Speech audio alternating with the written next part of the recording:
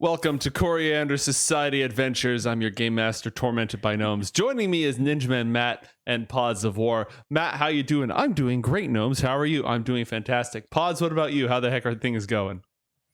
I like how I get to answer. That's because you have rights. We did just talk about how I have giving leg rights. day and Matt shit are kind of the same thing. So Yeah, I'm doing great. Get to play some D&D. yeah. Hell yeah. Pretty fun. That's my favorite thing to do. Ever? Pretty Like, much. all the time. It's up there. It's top 3 easily. That's a good question. Playing I guess D&D, mine's pretty up there too. playing Dungeons and Dragons, and then playing D ampersand D. Those are the top 3, right? Oh. I see You got to what give space did. for the different editions, actually. So you got Yes. like 5e, 3.5. I played Magic the other day and I used my D&D dice Heck yeah. Nice. as counters. That was cool. Oh yeah. Excellent. Also, I cleaned this. It's looking good. That The lighting is cool too. kind of empty. It is. Thank you. That's I got really cool. target birds. Is anyone obsessed with the target birds? No. What is a target bird? Okay, so every year, I like how we started this over so I that way we tried. could cut it out. I the intro. tried. There was an attempt. Every year, Target releases Christmas birds. They also have like Halloween birds or whatever, and they're all like named a specific thing. Like they have a name. I forget what those 2 names are, but they're like collectible birds, and they're only like $5. But like people go crazy for the birds. I see the snowman. Where's the bird? It's not a snowman. It's a bird. That's a bird? Yeah, it's a pudgy little bird seen from the front. So you don't see the like. Oh. Here. Okay. That tracks. Yeah, that's a bird, all See right. the bird? That's a bird. That's totally a bird. This is 2021. This is Lyric, Lyric, nice. and this guy is called Dewey. Dewey. Those are And they're $5. lovers. That's not bad for $5 at Target. Oh my gosh. I know, right? Super cute. I'm very Don't happy tell for my- them. Don't tell my wife. I'll tell her. No, please don't. That's why I said it. I'm gonna tell her on whenever we're hanging out. Yes. Have you heard of the birds? Have you heard the good tweet? And not the one online, the one in Pods' room. I'm She has surprised good nobody's tweets. gone for have you heard about the bird? Bird is a word. Dude, you know what? Low hanging fruit, but you can have it, man. That's fine. I don't know what that is. Well, low hanging fruit is a term describe, comparison for easy to I grab know what fruits that and is. easy to make jokes. It's like, Oh my god. When we last left our heroes. It's going to be one of those episodes, everybody. I'm just going to put that disclaimer out there right now. It's going to be one of those episodes. When we last left our heroes, they traversed the dangers of the astral plane, faced the psychic apparition of Ralzamon, Master of the Unknown, traveled through and made it to a strange world with which they were unfamiliar in the middle of a fungal forest in a glowing gaseous sky. Somewhere they were seeking out Northport. They were seeking out Jord. And where they actually ended up remains a mystery. But from there, they were able to cast Teleportation Circle to travel in the same multiverse cluster to the forest world of Perianth, home of the elven courts. It is lush. It is green. It is a cool autumnal air to it. There's fragrant pine and floral scents upon the air. It's nice and cool and slightly brisk as the sun sets in the west.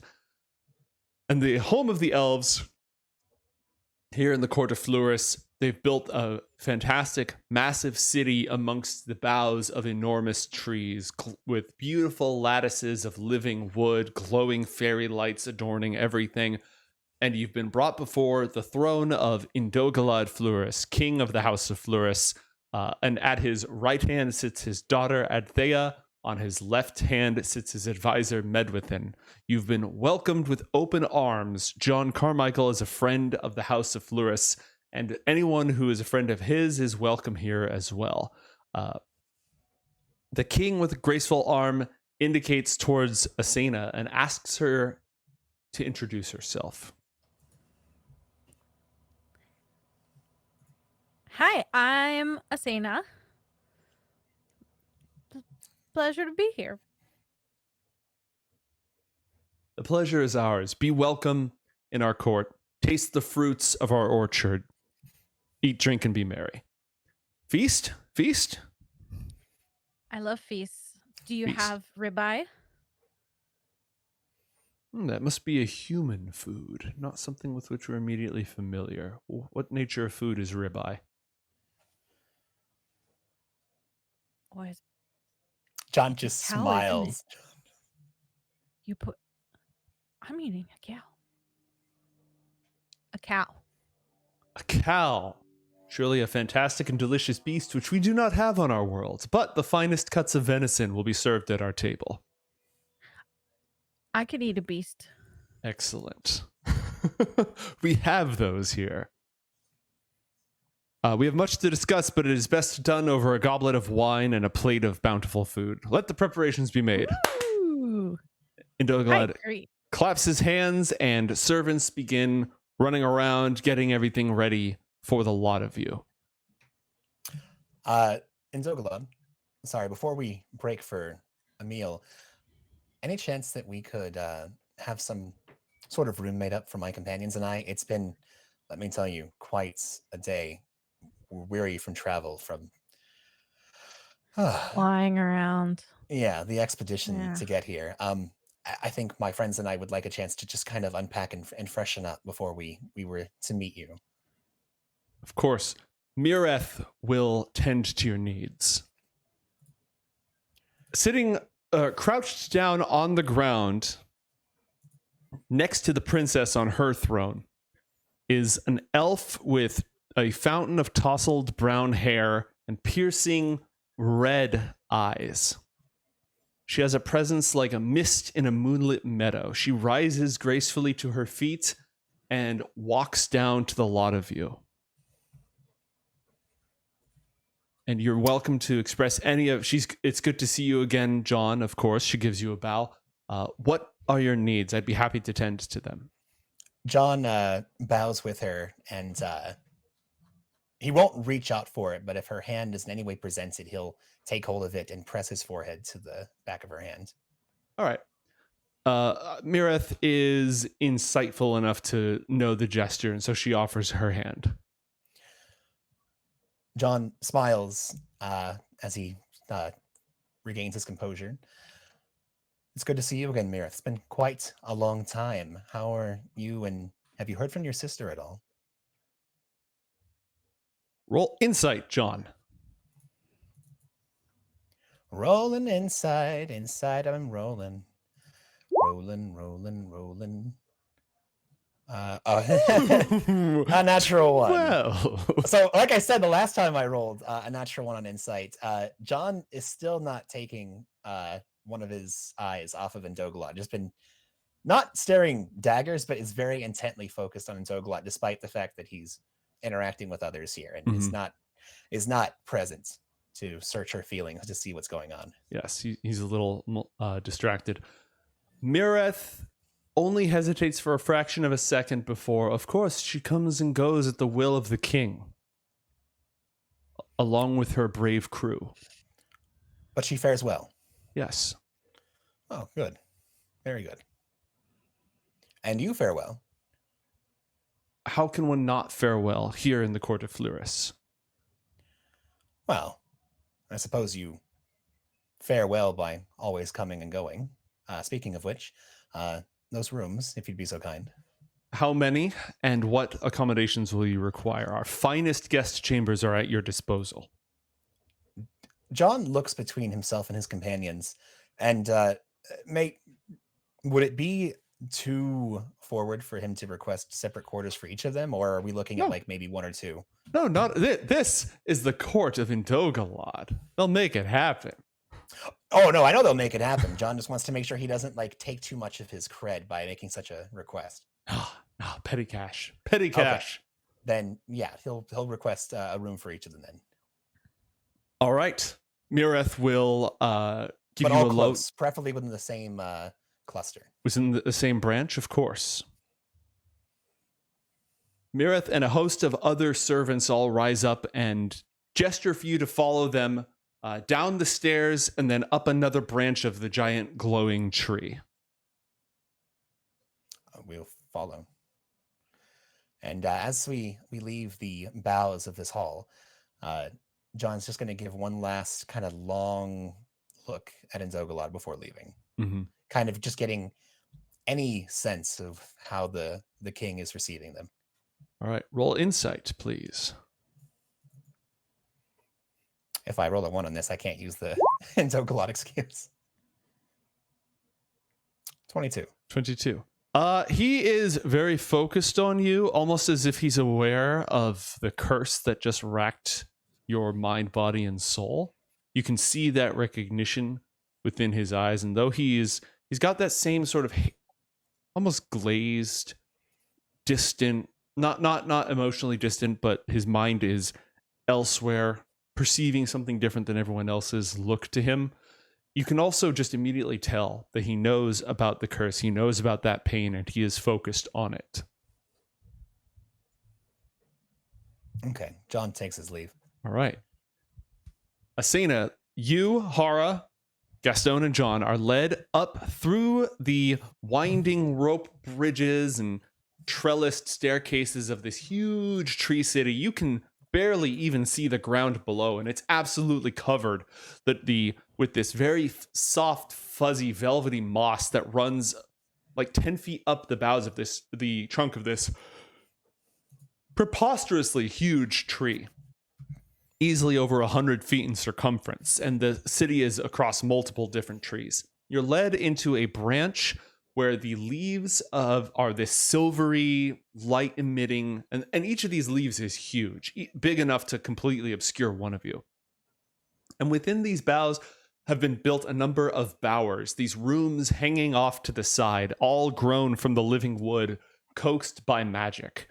They have curtains of almost like willow leaves that obscure them and separate them from each other, but they're also extremely open. They've got a lot of like open archways that look out onto the forest, but not into any other chambers, so nobody can peer in. But you've got fresh, very, very fresh air, very open floor plan. They're like luxury suites on these platforms, complete with hot running water from fountains that look like springs that just emerge right from the tree itself. There are beds covered in down feathers. There are little plates of food already set out for you, cushions to recline on. It's a bizarre form of luxury, not something you've ever experienced before, Asena, but it's all like if somebody took Zolquia and made it posh. Right? I imagine she feels very at home here. Yeah. Because it's just like fancy forest. Mm-hmm. And super comfortable. Any amenities that you need, Mireth, simply make us aware and we will be glad to tend to you. As soon as John is taken to his room, he wants to call upon one of the attendants and sends a message to N'Zogalad. Absolutely. What shall I tell the king?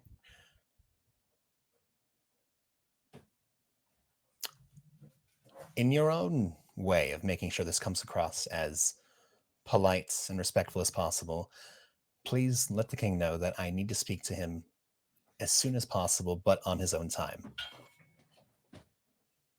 The I have some information. The servant bows and switches to holds up a fan in front of their face that has this transparent, translucent outer layer and a very deep green underlayer, as if by way of response, bows and departs to bring your message. What is Asena doing as she settles into these new quarters? How's she feeling? I forget if she's super like wounded or anything like that. I think she's full health. She did not get hit by Rosamond. Sweet. Before that, she's going to test the attendant's offer of finding anything for her and ask for a pen. A pen? A writing implement? Will you be requiring paper as well, honored guests? Sure, I'll take paper as well. The servant bows and runs off. She has no intention of writing on the paper, but didn't want it to be weird. Don't make it weird. She's feeling really cool. Like just amazed that she's inside of a tree. Mm-hmm. Like her room is inside of a tree. Maybe rethinking her like quarters and cave, which is like pretty cool, but this seems like really awesome. And you're already in tune with these primal energies of things that grow and things that stalk the land. And you can feel that all around you. More alive, more aware, more vivacious than even in the jungles of Zolquia with the wolves who raised you. This place is deeply and abundantly alive. So cool. A few minutes later, the servant returns with a beautiful blue quill, feather quill, a pot of ink, and several sheets of clean, nice paper. Oh, this is lovely. Thank you so much. Will there be anything else that you require, honored guest? Well, that's it for now. If you have need of anything, simply pull on this string right here by your door. And you can see this vine growing, like from it, both ends of it are growing into the tree, and it's a little bit loose. She pulls it. Ring! It's like a harp. Oh. Exactly, honored guest. I was just testing it out. Very reasonable. Will you be requiring anything else? No, I'm good. The servant bows and scurries back down the branch. Well, elves don't really scurry. Gracefully, scurry. Gracefully scurries.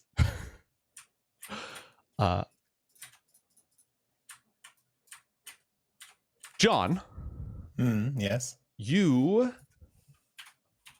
receive a Mireth actually returns. When she returns, John's door, or remind me, how are the rooms in this bow situated? Is it secure and private, or is it open to the is it like open air? It's a curtain of long, like willow. So the sides of it are open. It's on a platform, almost hanging off this branch, and the door is a wooden archway with a string of leaves covering it. And like you said, it's all living. There's nothing here that's been manufactured. It's been teased and made to grow this way. There's a few things, implements, movable furniture, things like that that aren't growing out of the tree, but all of the hardcore furniture is. However, 5 feet behind that green leaf curtain is a wooden privacy screen, one of those folding privacy screens. I see. Kind of like, excuse the metaphor, or not metaphor, the comparison, but it's like when you walk into a restroom and there has that divider, so where you can't see into the actual room itself, but okay. Cool. But how long would it have taken for this message to be delivered and then return? 30 minutes, unless you want more. No, that's fine. John would have put an alarm along the entrance of the threshold, which will go off when she approaches. All right, then you are mentally alerted, unless you set it to be a squonking alarm. No squonking. Mental, yeah. And John will meet her at the leafy curtain. All right. She simply nods her head and gestures for you to follow. Before they leave, Mireth, a moment, please. Go ahead. She nods. Oh, okay. I was somewhat distracted earlier, and I wanted to apologize for the way in which I inquired about Molly. I've been gone quite a while, and I don't exactly recall I hope I didn't offend you with the way that I inquired about her. She shakes her head. Of course not. Okay, good. I know Excellent. how dear the pilgrims are to you, and it's no small wonder you would ask after their safety. Okay, well, good. I just want you to know that it's just you and the rest of the house is, well, I wouldn't say safe, but I mean, you're probably one of the safest families that I've met here in PYRESPACE. So, not that I wasn't worried about any of you. It's just I figured you were likely fine. Your concern is greatly appreciated, Guest Carmichael. Is she telling the truth? Roll insight. I'll try it again.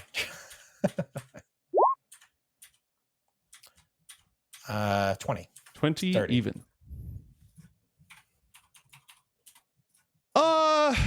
She's being polite. We're not on bad terms. We're just kind of. No, you're not on bad terms at all. There's no acquaintances bad more terms likely. between you and Mireth. All right. How long do you expect this meeting to take, by the way? Is she asking that, or are you asking that? No, I'm asking you, so I know what we'll need to do to make sure that Asena has something to do, even if it's taking a short rest. I kind of feel like that's on you. I don't expect it to take longer than an hour, Mhm. but it could take as little as 10 minutes. All right. She leads you not to the throne room, but to Indogalad's chambers, which are near the very crown of the tree on this vast platform overlooking everything, concealed by rippling curtains of magical mist that offer him privacy without occluding his views. It is the chamber of a king who is also an archmage, and he has several chambers in his suites. You're in the outer receiving chamber when you arrive.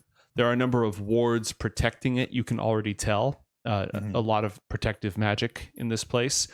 But it's this multi-tiered. There's greenery, shrubs, flowers growing from the tree. It's like a terraced garden made of living wood. That's very cool. And is it Mireth just, bows at the entrance and does not enter, gesturing for you to pass through. John will. I mean, I've been here before, so yeah, I'm not worried. John will go ahead and approach Indogalad to the respectful distance that he needs to in order to save face. Mm-hmm. All right. Once the curtain is closed, Indogalad gives you that smile that seems to emanate from his eyes, barely ever touching his lips, and says, "We know the measure of each other too well for that, old friend. What troubles you?"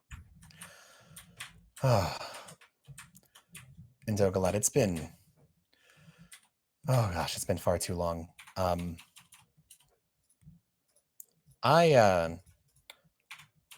Ever since I slipped into that place with the pilgrims on Ashen, and my companion and I were lost. I know we've somewhat been able to keep in contact through Medwithin's magics, but it's been getting worse. I came up with a measure while I was on Yord in order to make sure that I could safeguard my mind and body while I slept, and I was able to keep the Curse of the Night Twist at bay for a time, but recently I've been getting involved with greater adventures once more. My minor retirement was just that. And it's been getting worse. The more encounters that I've been facing with beings of extraordinary power has only hastened its hold on me. I fear that unless I can get a handle on this, I might need to buy a plot here with you. And I don't want to do that. I can't do that, not now. Do not fear. Already It's my hope. Medwithin and I have placed our mind towards the resolution of this curse. You have never been far from our thoughts, nor the thoughts of my daughter. We have derived a ritual, a process, by which we shall drain the dregs of the curse of Coriander from the veins of your mind, like drawing poison from a wound. That sounds amazing, though incredibly painful. Great things usually are. Fantastic. How do we have the means to do this soon, and how long do you think it would take? It will not be simple. The curse has been going on ever since that tree first was planted on the world of Verdura. And it is only through deep and thorough research that we have come across a possible way. Everything is prepared except for one key ingredient. We That need is? the spark of divinity. Oh, just that, you say? Yes. Okay. You wouldn't happen to have any leads? Would you? Yeah, I don't like it, but I do have one here in your universe that I know of.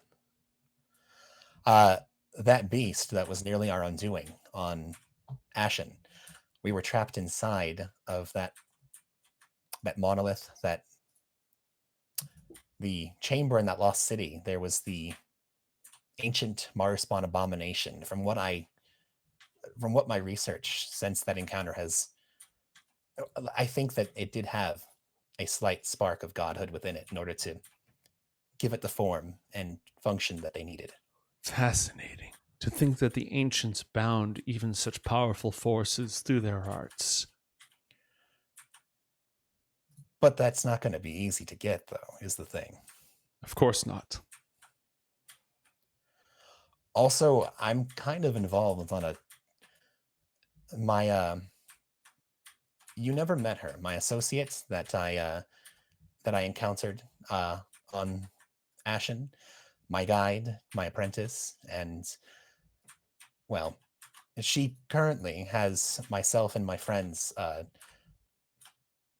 We're heading back to Ashen. I actually wanted to request if I could either receive aid from yourself or if you had a way of contacting the pilgrims.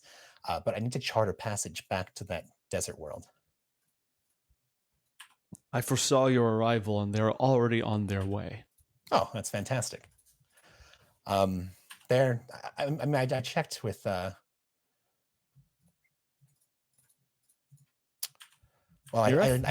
yes, thank you, Mireth. I was looking for the spelling of her name. As far as I can tell, she said they're fine, but I haven't seen or heard from any of them since that fateful day a couple of years ago.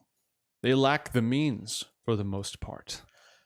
Yeah, cross-planar boundaries is a little bit difficult to stay in contact with. But they made it out just fine. They're okay. They flourish under my patronage. Oh, that's fantastic. Okay, great. So I suppose as long as I can convince Hara that this would be I'm thinking less a detour and more, she's very insistent that we complete her quest. We've had some hiccups along the course of our adventure, and it's going to take, I don't know, something's happening. I don't know exactly how it's all going to shake out. I doubt I'd be able to convince her to have yet another errand along the way. But I think as long as I let her know the plan, perhaps I'd be able to convince her to assist me, since we're already going to be on that world. If it is your help she asks for, and your very survival depends on this, then what help would you be if the curse claims your life? That is very true. Oh, you elves. Yes, no, that's right. I am not sure exactly how things are going to be proceeding. I have my own ways of safeguarding myself, but I fear that my current precautions are not going to be enough. I fear what would happen if I were to sleep on the hallowed boughs of your kingdom, especially so near to where this curse had been inhabiting for so long. Is Medwithin available? Of course, she's been eagerly awaiting your return. I would like, when able, to have an audience with her at some point. I will see all of you together at my high table when we dine tonight. Oh, okay. Very good. And in Dogalot, it's been a little while since I've been to one of these things, but I forget. This is one of those situations where we can get up and talk, right? We're not just stuck at the table the whole time. Of course, you're guests. Okay, very good. Yeah, other than me dying from this curse that I helped lift from, well, Perianth long ago, I don't really have a whole lot else to... Oh, well, there is one minor hiccup that I did want to talk with you about. So, you know those pieces of that artifact that I've been kind of dropping off on the different worlds that I've been either seeking or waywardly thrown into over the last number of years? Yes. Apparently, there's some awful things. I mean, do you remember when we returned from Quelia and I spoke to you about that being Yitzhak? Yes. I have a hunch that that's probably the one here, but there are these world-ending abominations, these elder evils, these horrible, I don't know about abyssal, extraplanar, these horrendous godlike things are seeking the pieces of the flesh of Kur. And every single world so far that I've put one on, I've seen some stirring that they're drawn to them and they're seeking them. And so I'm a little more than slightly worried for, well, for your world. The Grove of one. Benthazel houses just one such. It draws greater evil to my home, I see. Well, it will be dealt with. Wasn't my intention. Again, I want you to know. Of course, I know that. The dragon, Ithrokasain, it was benefiting from the Night Twist. Now that it's been removed, I can only hope that its realm has diminished somewhat, despite the fact that at the site of Corliss' demise, Benthazel has been safeguarding it and hopefully keeping what I deposited there under wraps for the most part, I would hope. That is another matter. Oh, okay. Yes. We will speak of that at the high table. Well, is there anything else that you'd like to speak to me now before the high table, or? No, except that it is good to see you again. It's amazing to see you. Are we, John kind of gets in close, holding out his arms. Are we huggers? I forget. That's more of a human custom. Yes, forgive me. But before they depart, John does kind of soul gaze with, like they did on their first meeting, once more, and he spends probably close to just a full minute, just kind of semi-trancing with the king and kind of giving him a sense of, you know, through the use of their magics, mind melding. Exactly, kind of what he's been through, and if Indoglot is willing to share, getting a sense of what he's been through. I know that, you know, a couple of years in the life of an elf is, you know, just pittance compared to what it is to a human. But, okay, you know, I'm sure there's something that's happened since he's been gone. Yeah, roll a wisdom saving throw. I'll do just that. I got advantage on those right now. Why is that? Because I have, you know, like Fortress still. It's only been about 40 minutes since I casted. 23. All right. Within Indogalad, he is dying. That was something that we were worried about last time, and yes, apparently has not gotten any better even after removing the curse. No, it has not. He was never under the curse of Corliss. He is no, but it was troubling him. Yes. Yeah, it is getting worse. The process has accelerated. It's barely being held at bay by the amulet that he wears. His body is corrupted, essentially. I know that his daughter Athea had enlisted me to assist with that, and excuse me for such a simple query, but what was the main problem with the king again? You never truly understood it. Okay, that's probably why I don't remember. Yeah. No, she just said, hey, my father is dying. There's something wrong with him. Please help. And you're like, cool, I'll check that out after I do this quest. And then you got stuck in Dragoon and weren't able to return. Shall we adjourn to the feast? Yeah, but John, as he leaves, is going to make a comment about just putting a pin in it because we're not done here yet. Of course. And he's not done here yet. All right. What does Asena want to do before going to eat with all these fancy, well-dressed elves? She has an hour, maybe 2 hours in this room. What would she like to do? She's gonna grab all the covers off the bed and put them on the ground because she's not gonna sleep on the bed. There's also piles of cushions on the ground. Is she including those in the pile of covers or no? Yeah, it's gonna be just like a big comfy pile. All right, a nest. Yeah. She's nesting. Is there like a closet that she can rummage through? Mm-hmm. She wants to see what's in there.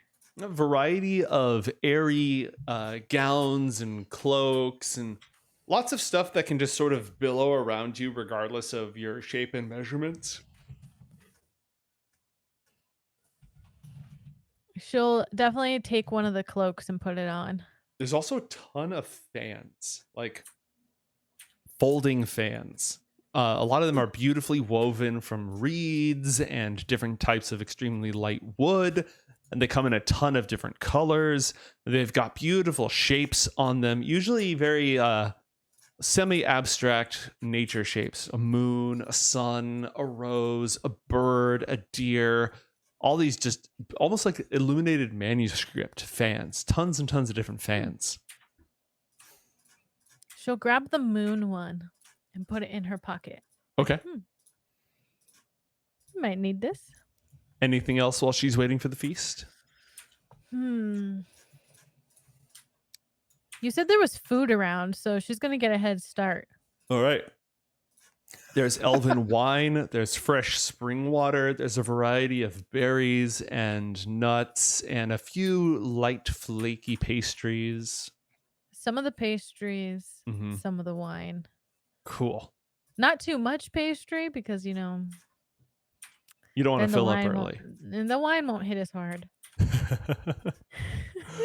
How much wine is she going in on? Probably just 2 glasses.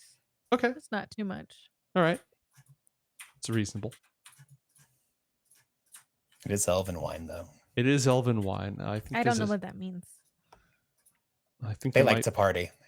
They do. Cool. I'll fit in. Yes, you will. All right. Nesting, eating pastries, drinking wine. Yep. That it for her until we go again? Yep. Okay.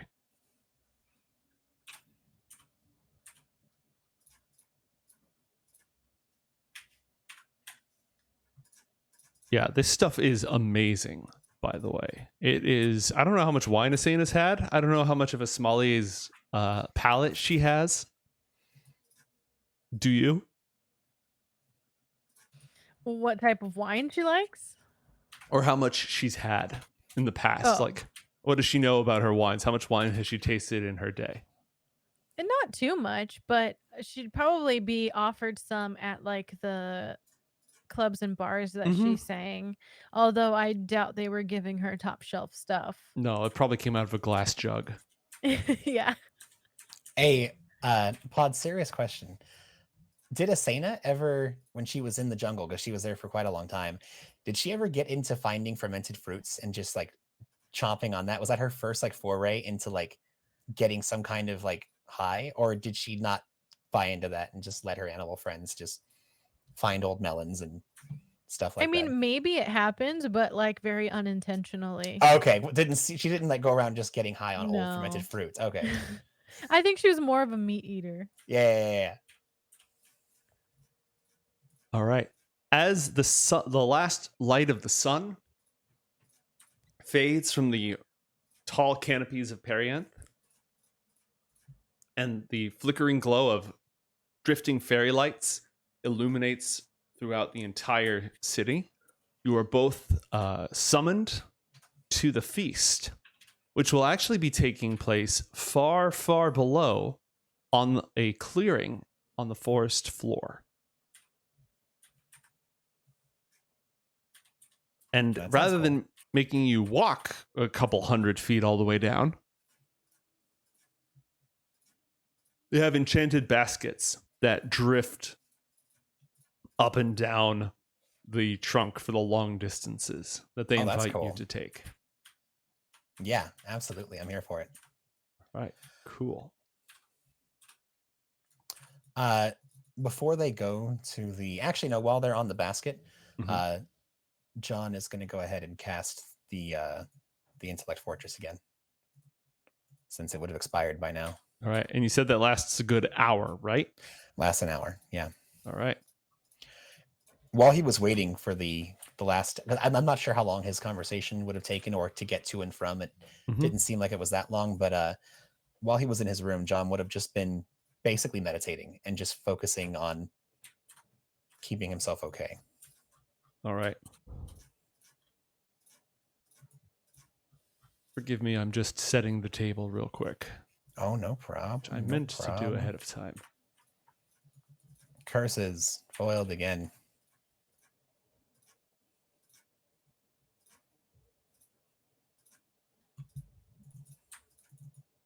All right. And we'll say that for the time being, Gastone is conked out and asleep.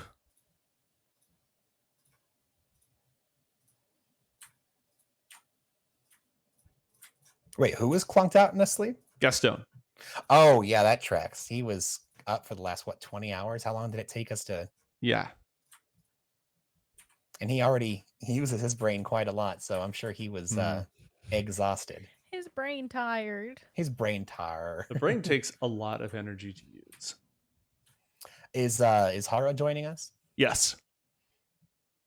I mean, she got all gussied up. She might as well. Yeah, she dressed up for she's looking the part of an archmage. She's not going to waste all that, right? Hello, this looks cool. Right? I didn't have time to put a whole bunch of other elves at all these other tables, but let us assume that as the basket gently alights upon the forest floor, flickering light, bonfires, music, you can hear a harp, you can hear you can hear flutes and wood instruments playing in the background. Beautiful melodic singing wafts through the glade, and there's all sorts of elves dressed in their finery throughout this forest floor. The grass is soft and squishy beneath your feet, and it smells fantastic. You can smell like cooking venison, and the wine, the wafting smell of the wine is on the air. There's some sort of a jam or a honey drifting through. It's a party. And the lot of you are seated at the high table. Your food is being served on an enormous leaf, and there's course after course of like little appetizers made from berries and delicate hollow pastry crusts around the side of them, glasses of spring water, very light, refreshing soups, followed by venison, followed by like fresh cut plants and grown herbs plucked directly from the boughs of this place, some spices. It's all, for the most part, very like light and refreshing, even though it's hearty, until you get to the venison, which is cooked to perfection. Clearly somebody hunted this thing themselves. It's good eating. John, what's your con save? Are you getting shwasted? No, John is not really feeling very well, obviously, and is not really eating. He's literally consuming no meat, very little drink, and probably mostly partaking of just some of the roughage, like some fruit, some veggies that's there, and just mostly taking it all in. All right. Asena, you can see the elves seated at all the other tables wearing just long billowing gowns in a bunch of different colors with silver and gold jewelry and little circlets around their heads, chain gloves that link all the way up their arms on both sides, and they've all got fans. They've all got these beautifully ornate fans that they're carrying in front of themselves whenever they're not eating, when they're mingling, walking around, talking with each other, whispering in the corners, looking at the newcomers over at the high table. All sorts of just hushed conversation going on. And I am going to switch some spots around here real quick because... Is Boigness here? Yes, Boigness is here.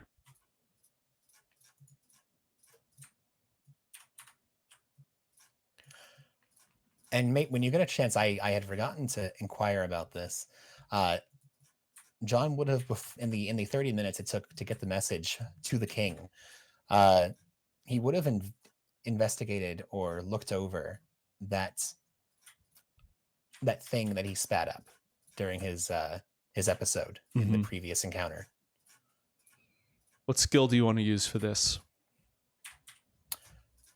Considering where it likely came from, probably Arcana. Okay, roll an Arcana check. I'm going to add a deduction die to that. Mm-hmm.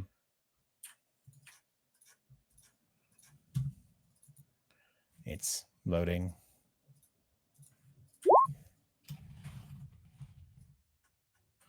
Okay, 23. So when you die of the curse of the Night Twist, a new tree grows from your grave. A new Night Twist tree grows from your grave. Nobody has survived the curse as long as you have. It's probably starting to mutate, and the process of a new tree growing from your grave may have prematurely begun. Oh. Yeah. So what is this that John spat up? It's almost like a combination of phlegm and sap, tree sap.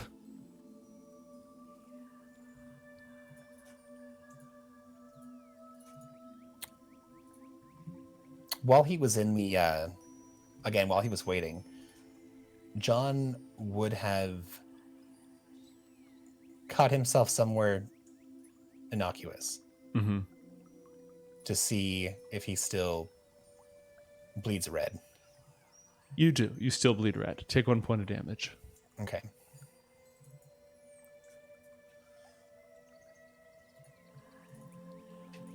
Has he had any more episodes since? No, he's doing for not the yet. most part okay. All right. Okay.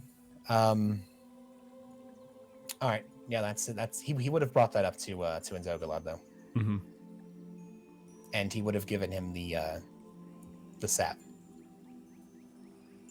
We actually need to make some adjustments here. We're going to put Medicine here because she sits at the high table. We're going to put Thea here. We're going to put Mirith here. This is the intricacies of Elven Court. We're doing musical chairs. It's not a game. It's a pecking order. All right. So Boigness, the dwarf with the incredibly huge hat, is sitting directly next to John. And Asena, you're sitting right across from the Elven King. Mm-hmm. And Boigness, who has a loud laugh and is bringing the more elven wine, bring that stuff over here. He's just drinking glass after glass. He wants to hear about this strong-looking lass. Me? Yes, that one, not that one. He points over at Hara, who scowls at him. Well, what would you like to know? Everything. Well, that's actually impossible because I don't know everything. It's true. Oh, a mystery. I like her already. Well, let me first not be rude. My name is Boigness Kimzabin. He doffs his hat with a flourish and then places it back on his head. And this may come as a shock to you, but I'm not from here. You see, I am a traveler of worlds. Wow. That's incredible. It's all right. I know you travel with John. It's fine. I know. Oh, okay. You wouldn't Actually- believe the shock I had when I first revealed my terrible secret to this man, and he shrugged at me. I'm sure it got a hoot and a holler anywhere else that you've ever revealed it. Yeah, it was Actually, Asena, this is the gentleman that I created the key, the Kimsabin key, or the Carmichael key, that thing that we've used in the order to... Kimsabin key. Well, depending on who you ask, and, Well, you've where. asked me. It's the Kimsabin key. Don't listen to this man. I totally remember this story. And we were actually in the depths of a ancient Maruspawn rune, and Never have I been closer to death than on that day. well, I mean, considering your other stories, it seems as though that's a bit of a stretch. But yes, it was pretty bad. We were actually trapped inside of this invisible wall. We had no idea how we were going to get out. But between his big brimming brain and my techno-savvy self, together we were able to concoct a mechanism of both magic and technology. And, well, we were able to bypass the gate that kept us separated from the treasures and proceed our way in. And let me tell you, the thing was about to come down around us, so it was pretty amazing. Sorry. I'm laughing at his character description. How did you Plus 1 XP. get... What? Oh. How did you get stuck in the invisible wall? Well, it's a long story. We were, I think he's telling it wrong. You'll have to forgive him. In his old age, things start to slip his mind. We dwarves, of course, don't have that problem. But we found the legendary City of Spires. It is the greatest mystery in all of this sphere. Upon the planet, the desert dunes of Ashen, it emerges once only every few years when the sand dunes are blown away and its alien towers are revealed. Perhaps the greatest cache of the treasure of the ancients that any has ever discovered, but none who go there return to tell the tale except, of course, me. And now, John. We weren't sure on that one for a while. Anyways. No, we weren't. And it's Are we called going back embellishment, there? by the way. Are we going back there when we go to Ashen? Possibly.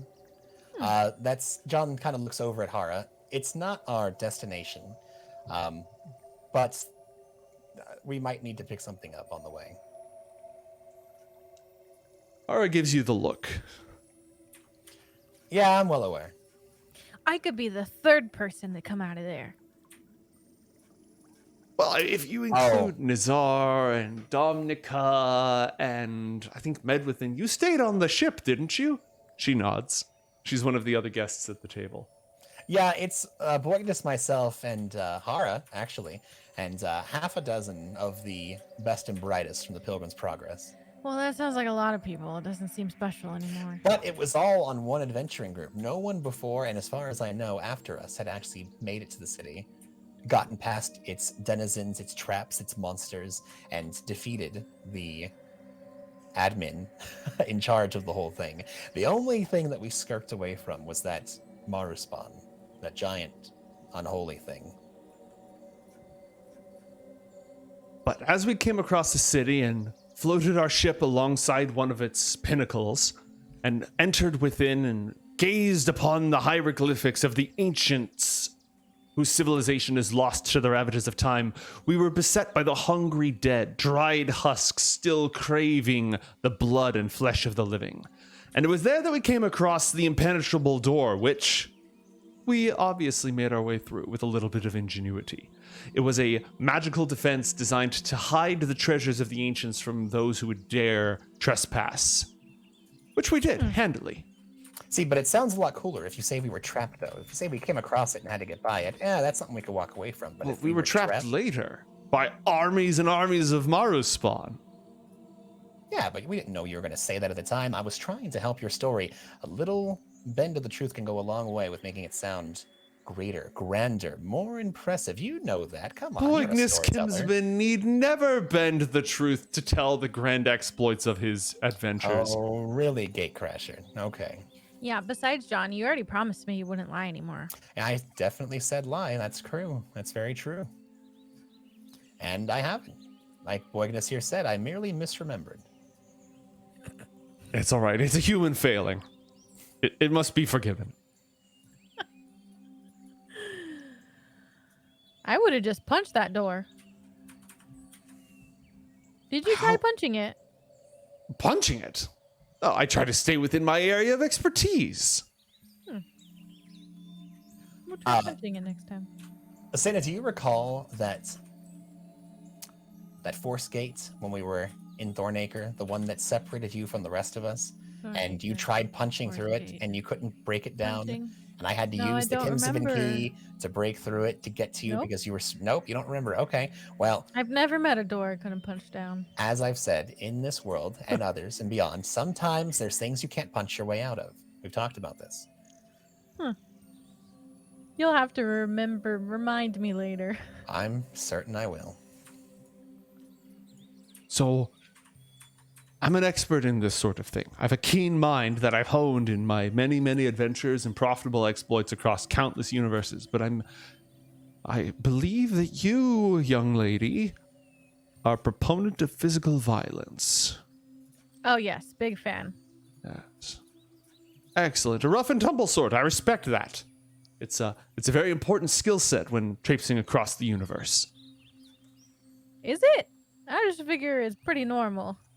But it's helpful. After all, sometimes you encounter some eldritch horror that needs a good clock on the jaw, or mandibles if it lacks a jaw. It's true. It's come very much in handy. You must share with me some of the stories of your adventures. Okay. Well, have you ever been to the astral plane? Yes, often by accident. Yeah, it seems like that's how you get to it. We just returned from there and we were fighting. There was a big meteorite. And John, didn't you say something about hell? What was that hell place you got to see? Well, it wasn't quite hell, although it might as well have been. Taranot. You recognize it? Taranot. Boignus? Am I pronouncing it correctly? You look over at Hara. Hara, what was the pronunciation of that thing again? To Narath.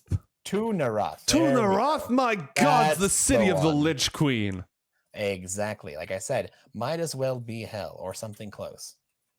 Well, I mean, there's a certain precision to this sort of thing, John. One wouldn't want to confuse, not by means of severity, of course, but were you to, say, descend into Avernus, you might find that the trip, 1, took much longer than you expected, and 2, you would encounter an entirely different sort of folk.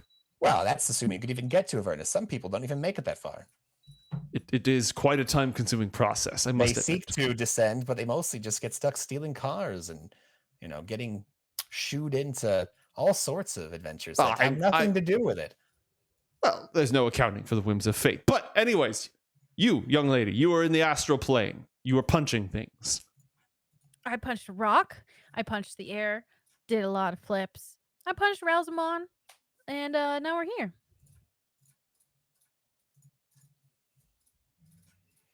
More of a fighter than a teller of tales. I respect that.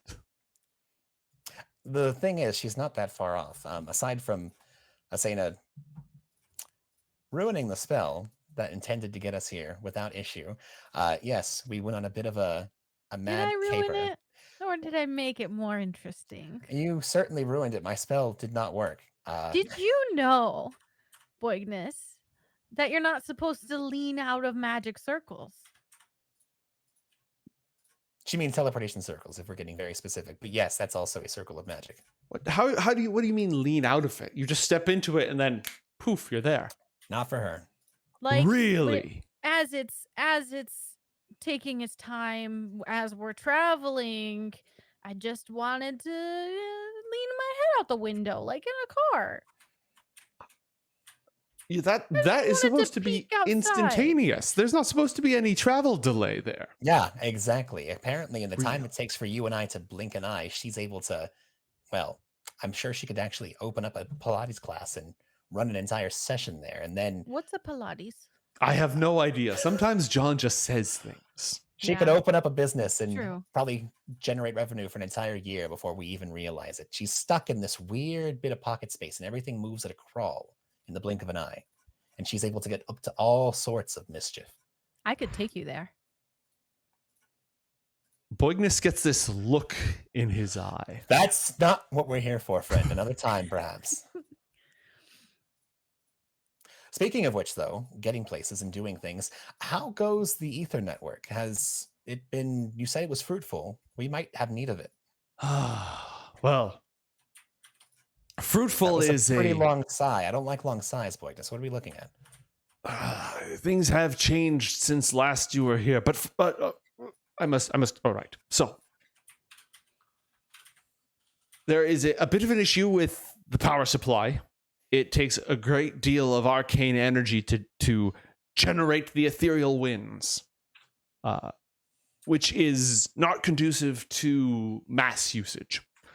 Do you know face spiders take an incredibly long time to breed to maturity? I did not. Yes, it's not a swift process. And the taming, I will say, whatever one might have to say about, he looks over at the elven king and around at the rest of the court. Whatever else one might have to say about their exiled cousins, they are quite a bit handier at the whole matter of tending spiders than these folk. That's kind of their thing. Yeah. Yes. So the production of the special sails that are required has been slow, which, again, inhibits mass usage. But perhaps even greater issues are those of security. The drow pirates have been particularly active, and there are other ships emerging from the dark as well. So I fear that our little endeavor has hit a number of snags. It's still usable by his lordship and his kin, but for your average consumer whose lives we hope to transform through this bountiful magic, that change has not yet come to pass. Okay, but even if mass usage of this wonder that we created together, I'd be able to use it. Oh, I'm sure the king loves you. You love him, don't you? Yes, he loves you. Okay. Well, because, again, like I said, not to be, not to dine and dash, as it were, but we're in a bit of a hurry. And John gives Hara a look. Is she interacting with anybody, or is she just sitting there eating or not eating? So is she just sitting there looking majestic? Asena, on your right-hand side, as Boignus has been engaging you in conversation and John as well, Hara is sitting at your side, eating her food. Mm-hmm. She's sitting directly across from the princess, Ndogalad's daughter, Adthea Fleuris. She has soft cheeks, fair skin, eyes like a pool in spring. She's kind of glowing in a way. Massive princess energy. She also will not stop asking Hara questions. Oh, no. Yes. Just questions about her gown, questions about her adventures with John, questions about her spectacles, which are so uncommon here, questions about the shadow that she casts, questions about whether she knows anything about magic. The princess is eating, and she's occasionally feeding little bits of food to her pet, who's a squirrel with a unicorn horn. And occasionally she won't ask a question. She'll instead go to Mireth, who's like her personal handmaiden, and ask Mireth a question quietly. And then Mireth asks that question for Hara, even though they are all sitting directly next to each other. Roll an insight check, please, Asena. Okay. Natural 20.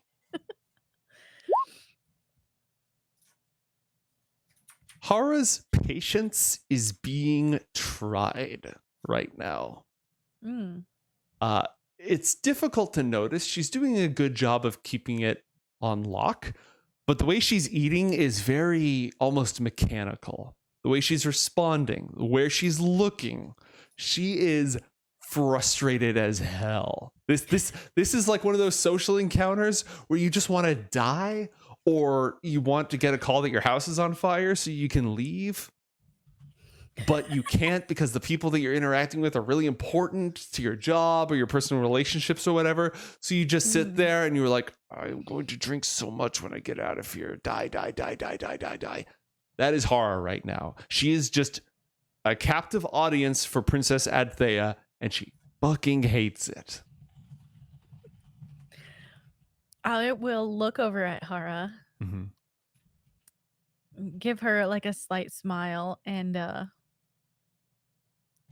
bring up my glass and sort of like tip it towards her, like as if to say, this helps. Roll a persuasion check, please. Okay.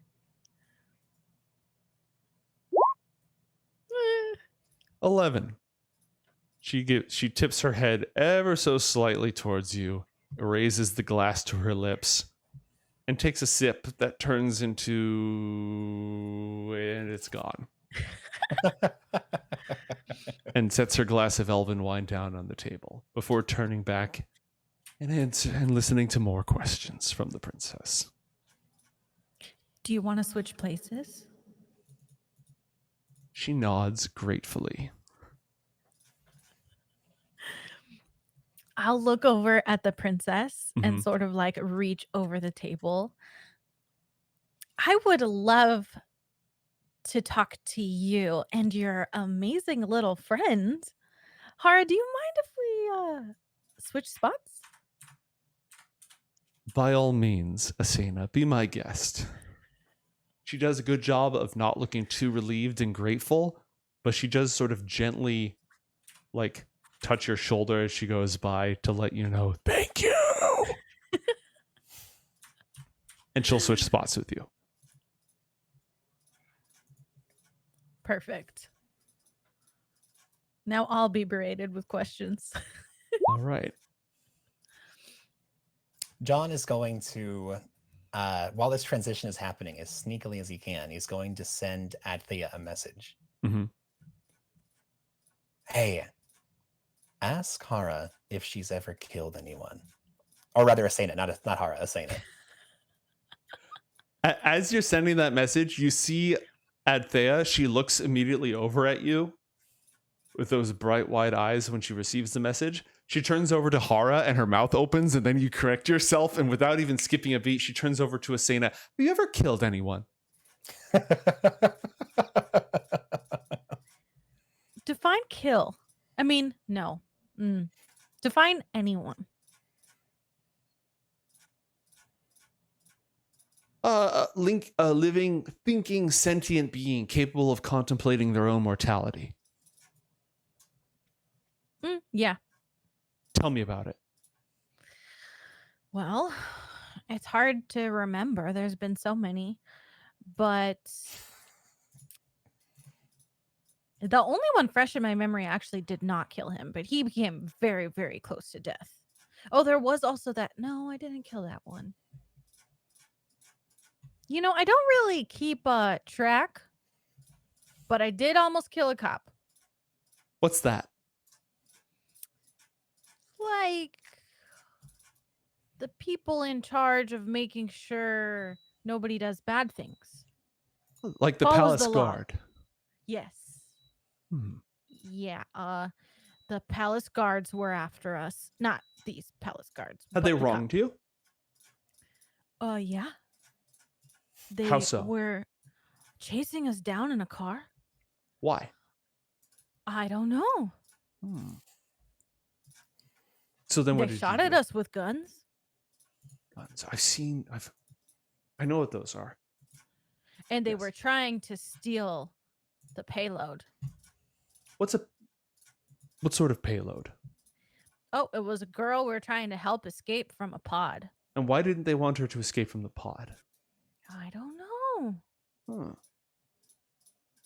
That's what I don't understand. I don't know if they were real palace guards or just like undercover palace guards. People pretending to be palace guards. A common tactic for assassins. Maybe they were assassins. Maybe they were. Probably. Whose palace were they serving in? Well, they had a patch that said Northport Police. but that could have been a disguise. Where is that? Our home planet. Tell me about it.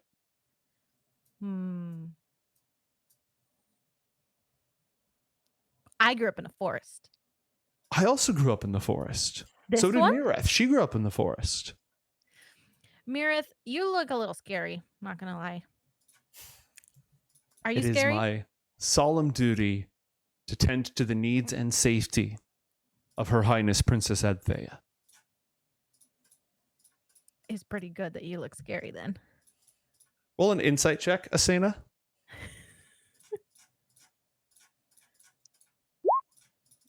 Okay, yeah, don't worry about it. Mireth is sort of Can I sitting do there. it again? What was that? Can I do it again? Do you want to use like a point of inspiration or something? Yeah. Okay, yeah, you got a point of inspiration for having a tidy shelf, so you can use that. Oh, cool.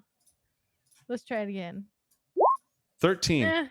When better. Adthea said Mireth's name, Mireth straightened up. She was like sitting over a little bit. The moment that Adthea said Mireth's name, she immediately straightened all the way up in her chair. There was no thought. It just immediately happened. So if the palace guards came to hurt the princess, you'd do whatever it took, right? To keep her safe. Absolutely.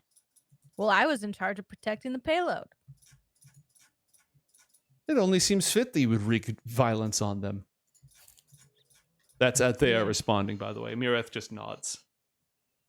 And I used this whip, which was pretty cool, and I tied it around the guy, but I kind of forgot that John had loaded it with this spell that like melted their brains.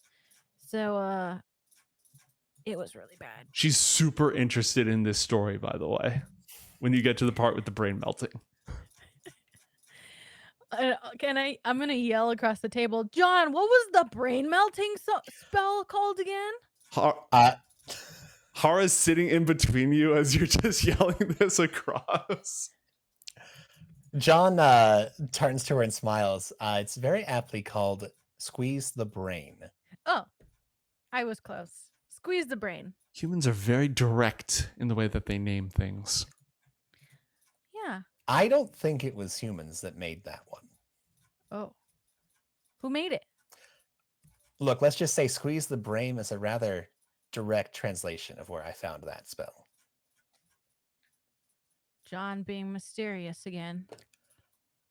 Speaking of which, don't forget to remind me before we bed down for the night. I need to, if you'd like, put that spell back in your whip. Just this time, don't forget that it's there. I won't forget. Can I watch? Certainly. And on that slightly weird note, we're going to go ahead and cut to a break. We will be back in about 5 minutes. Don't go anywhere, folks.